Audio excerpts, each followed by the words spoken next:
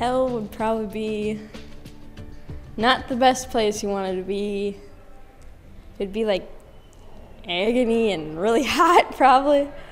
And, well, it's probably a person's fears and what they wouldn't want happening to them. Hell is like where the unbelievers go, and I picture fire and just like kind of like a slave.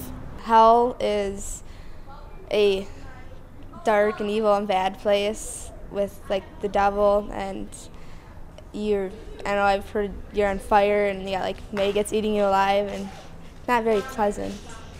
Hell, on the other hand, is a place where those who don't believe have to unfortunately stay forever because they didn't make that choice to believe in their Father. Hell is, just like misery and suffering and pretty much everyone's worst nightmare. Completely opposite of heaven, so like nothing amazing is gonna be there. So basically like drama and like stupid fights over stupid stuff that is pointless. Like hell would be like fires, like you'd never feel good. It'd just be hell. Hell is you never get to see God again. You never get to know happiness. It's not just fire. Fire, I don't think it's really fire. I think it's just a description of the way you're going to feel. You'll feel completely lost and like just terrible forever and ever.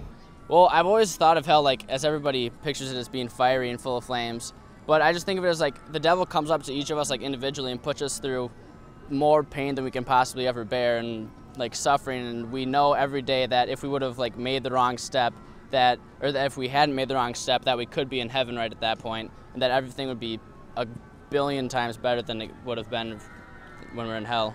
Hell to me is like the scariest place imaginable. You got fire, you got your torments of your lives to deal with all your life through eternity.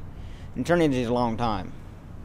And I'm not sure hell is a place you really want to go to. To me, hell would be like always having to worry, always being afraid, always thinking that something bad is going to happen, and yet, always being afraid, always, being terrified of what's going to come next.